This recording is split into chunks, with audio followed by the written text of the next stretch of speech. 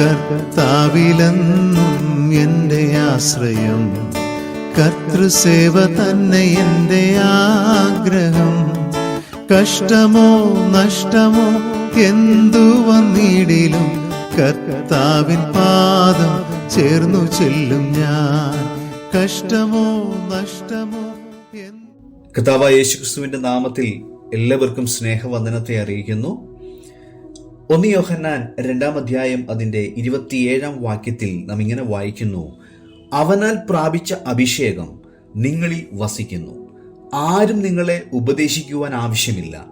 അവന്റെ അഭിഷേകം തന്നെ നിങ്ങൾക്ക് സകലവും ഉപദേശിച്ചു തരികയാലും അത് ഭോഷ്കല്ല, സത്യം തന്നെ ആയിരിക്കുകയാലും അത് നിങ്ങളെ ഉപദേശിച്ച പോലെ നിങ്ങൾ അവനിൽ വസിപ്പീൻ.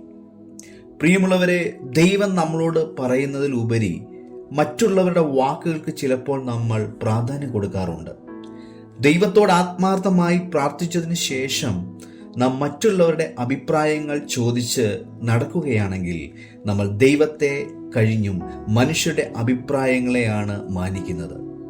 ദൈവത്തിൽ നിന്നും നിരന്തരം കേൾക്കുന്നതിനെ ഈ മനോഭാവം തടസ്സപ്പെടുത്തും. യോഹന്നാന്റെ ലേഖനത്തിൽ മേൽപ്പറഞ്ഞ വാക്യം നമ്മെ ഓർമ്മിപ്പിക്കുന്നത്, നാം ദൈവത്തിൽ പൂർണ്ണമായി ആശ്രയിച്ച് നിരന്തരം അവനിൽ നിന്ന് കേൾക്കുകയാണെങ്കിൽ മറ്റുള്ളവരോട് എപ്പോഴും ചോദിച്ച് ഉറപ്പുവരുത്തേണ്ട കാര്യമില്ലെന്നാണ്.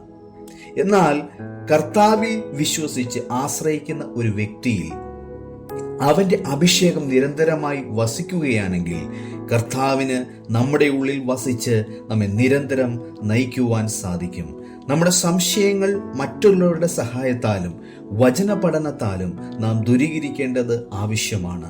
പക്ഷേ നമ്മുടെ ജീവിതത്തിൽ നാം എടുക്കേണ്ട തീരുമാനങ്ങൾക്കായി എപ്പോഴും മറ്റുള്ളവരെ ആശ്രയിക്കാതെ ദൈവത്തിൽ ആശ്രയിച്ച് മുൻപോട്ട് പോകുവാൻ ദൈവത്തിൻ്റെ പരിശുദ്ധാത്മാവ് നമ്മെ ഏവരെയും സഹായിക്കുമാറാകട്ടെ. നമുക്ക് പ്രാർത്ഥിക്കാം.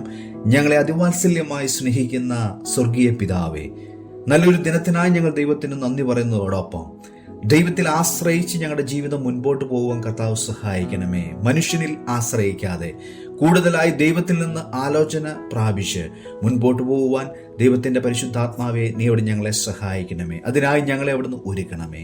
യേശുക്രിസ്തുവിൻ നാമത്തിൽ തന്നെ ആമേൻ.